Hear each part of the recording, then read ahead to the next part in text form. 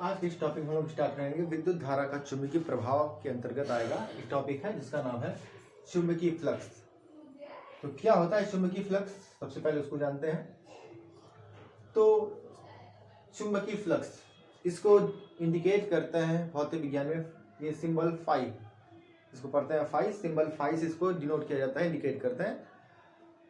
अब ये है क्या चुंबकीय फ्लक्स? चुंबकीय फ्लक्स निर्भर करता है तीन चीजों पर। पहली तो ये जान लें वो कौन कौन सी चीजें हैं। जैसे हमने कहा कि अगर कहीं पर कोई एक क्षेत्र हो, एक सरफेस लिया जाए, एक पृष्ठ लिया जाए, उस पृष्ठ से अगर चुंबकीय बल रेखाएं पास हो रही होंगी, अगर हमने यहाँ पर हाथ रख दिया, हाथ के अंदर से होते हुए चुंबकीय बल रेखाएं अगर निकल के बाहर आ रही होंगी, यानी चुंबकीय क्षेत्र के अंदर अगर रख दिया जाए, ऐसे तो होगा ही।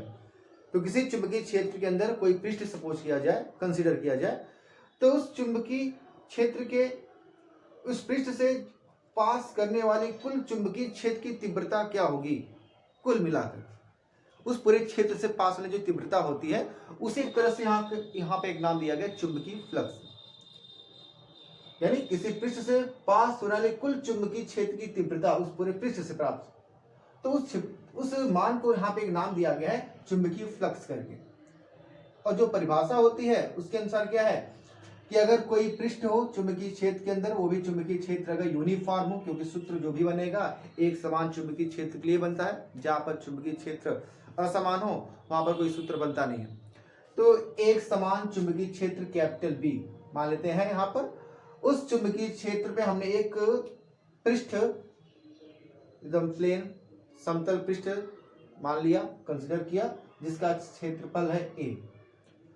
तो पृष्ठ के क्षेत्रफल यानी पृष्ठ के लंबवत अगर चुंबकीय बल रेखाएं पास हो रही हैं, यानी चुंबकीय क्षेत्र अगर पृष्ठ के लंबवत है, तो इस अवस्था में पूरे पृष्ठ से पास होने वाला चुंबकीय फ्लक्स का जो मान होगा वो होगा चुंबकीय क्षेत्र और उस पृष्ठ के क्षेत्रफल के गुणनफल के बराबर। यानी चुंबकीय क्षेत्र जो था और उस पृष्ठ का जो क्षेत्रफल है उन दोनों का गुणा किया जाए तो वह कहलाता है चुंबकीय फ्लक्स, यानी फाई बराबर बी ए बनता है।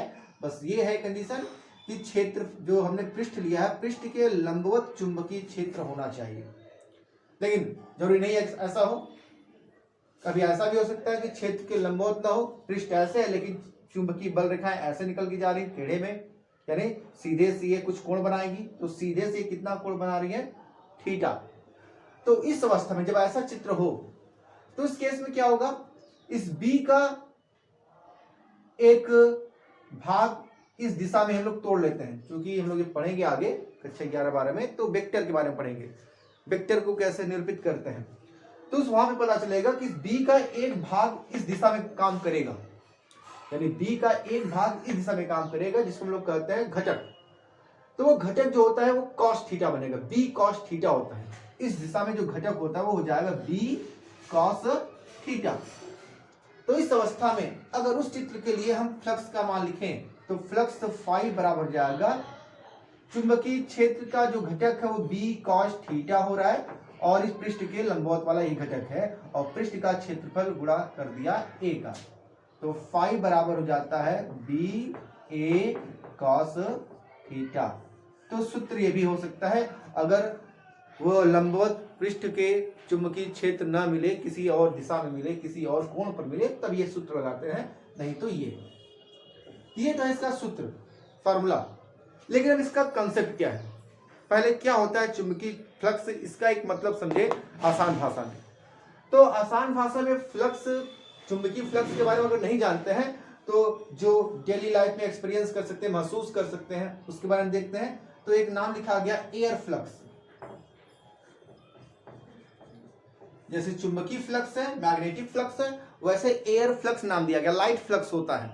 ठीक है, तो एक सीधा सिंपल से उदाहरण एयर फ्लक्स का लिया जाए तो जैसे मान लिया जाए ये जो व्हाइट बोर्ड है ये खिड़की हो गई, घर के कमरे की एक खिड़की हो गई बाहर की तरफ से। ठीक है, अब हमें बस ये देखना है कि इस खिड़की के अंदर से होकर कितना हवा, बाहर से जो हवा चल रही होगी वो हवा इस खिड़की के अंदर से प्रवेश करके कितना ज्यादा कमरे में आ सकता है, वह पूरी मात्रा जो होगी उसको कहा जाएगा एयर फ्लक्स। तो एयर फ्लक्स पूरे खिड़की से होकर आने वाली जो वायु है जो कमरे में प्रवेश करती है उसे हम लोग एयर फ्लक्स कहेंगे। अब वो देखते हैं किस पर निर्भर करेगी। अगर एक खिड़की है तो निर्भर करेगा किस पे, हवा पे। अगर हवा काफी तेज बह रहा हो बाहर तो कमरे में प्रवेश करना बनता है, प्रवेश करेगा। यानी सबसे पहला तो वो जैसे चुंबकीय क्षेत्र भी होता है वैसे क्या होगा, वायु की जो तीव्रता है, जो वायु की चलने की रफ्तार है, वेग है, उस पर निर्भर करेगा कि वायु कितना प्रबल चल रहा होगा। हल्का फुल्का हवा होगा तो बिल्कुल भी कमरे में हवा नहीं प्रवेश करेगा, लेकिन अगर थोड़ा आंधी जैसा हवा चल जाए तो कमरे में बहुत ज्यादा हवा आने लगता होगा। ठीक है, तो वो निर्भर करेगा, पहला घटक जो है, जैसे यहाँ पे कैपिटल भी है, चुंबकीय क्षेत्र की तीव्रता है, वैसे वो वायु की तीव्रता पर निर्भर करता है, पहला घटक। दूसरा, अब हवा बहुत तेज चल रहा हो, मान लो हवा बहुत तेज चला है लेकिन हवा कुछ ऐसे बह रहा है, इस दिशा में बह रहा है। जब इस दिशा में हवा बहेगा काफी तेजी से तो इस खिड़की के अंदर से कमरे में नहीं जा पाएगा। अगर दिशा गलत हवा बहने का, तो जैसे मान लो ये खिड़की है कमरे की और हवा ऐसे बाहर ऐसे बह रहा है इस दिशा में, जब इस दिशा में हवा बहेगा तो बिल्कुल भी हवा अंदर नहीं आने वाला है, तो हवा तो आएगा ही नहीं अंदर। ठीक है, तो इसका मतलब हवा अंदर कब आएगा अधिकतम, जब इस कोण पर जाएगा, 90 अंश के कोण पर जब जाएगा तो अधिकतम हवा कमरे में प्रवेश कर जाएगा। तो इसका यह तात्पर्य हुआ कि वह इस cos थीटा पर निर्भर करेगा, इस कोण पर भी निर्भर करता है, क्योंकि cos थीटा अगर cos 90 हो जाए तो cos थीटा पे थीटा 90 नहीं होगा यहाँ पे, क्योंकि वो जो क्षेत्रफल होता है, क्षेत्रफल की दिशा लंबवत होती है, ये क्षेत्रफल की दिशा होती है। तो क्षेत्रफल की दिशा के अगर लंबवत एकदम, क्षेत्रफल की दिशा के एकदम समांतर अगर प्रवेश करे या इस पृष्ठ के लंबवत प्रवेश करे, दोनों का मतलब सेम होता है। तो उस अवस्था में ये थीटा यानी कोण पर भी निर्भर करने वाला फैक्टर बनता है, कारक बनता है। तीसरा जो है, खिड़की का साइज क्या है कमरे में। जो कमरे में खिड़की छोटी साइज की है तो उसमें से कितना हवा जाएगा, बहुत कम जाएगा। अच्छा हवा बह रहा हो बाहर, दिशा भी सही हो, लेकिन खिड़की बहुत छोटी है तो कमरे में ज्यादा हवा, अगर लाइट है तो ज्यादा लाइट इंटर नहीं करेगा, प्रवेश नहीं करेगी। तो उसके लिए खिड़की की साइज भी बड़ी होनी चाहिए। जितनी बड़ी खिड़की उतना अच्छा कमरे में हवा प्रवेश करेगा, वायु प्रवेश करेगा। यानी निर्भर करेगा क्षेत्रफल पे भी, क्षेत्रफल पे भी निर्भर करेगा। इसका मतलब जो एयर फ्लक्स है, जैसे चुंबकीय फ्लक्स था वैसे एयर फ्लक्स हम यहाँ समझा रहे हैं, उसी तरह से एयर फ्लक्स निर्भर करेगा वायु की तीव्रता, खिड़की के क्षेत्रफल और दिशा, वायु की बहने की दिशा, तीनों पर निर्भर करेगा। तो बिल्कुल उसी प्रकार यहाँ पे चुंबकीय फ्लक्स है, यहाँ पर वायु नहीं बह रही है, यहाँ पर क्या, कहीं पर चुंबकीय क्षेत्र है तो चुंबकीय बल रेखाएं निकलती हैं। वो चुंबकीय बल रेखा उस खिड़की से प्रवेश कर रही है कि नहीं, तो कितनी मात्रा में करेंगी, कुल मान उसका क्या होगा, उसको कहा जाएगा फ्लक्स।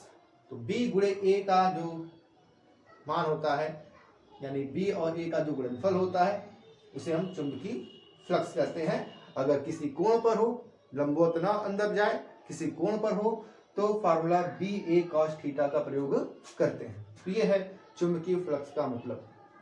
इसका जो मात्रक है, इसका मात्रक लिखा जाता है वेबर। तो चुंबकीय फ्लक्स का मात्रक वेबर लिखा जाएगा।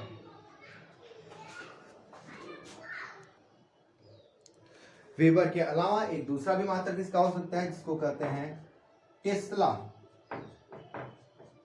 मीटर स्क्वायर, क्योंकि टेस्ला चुंबकीय क्षेत्र का मात्रक है, इसलिए टेस्ला मीटर स्क्वायर भी इसका एक मात्रक हो सकता है।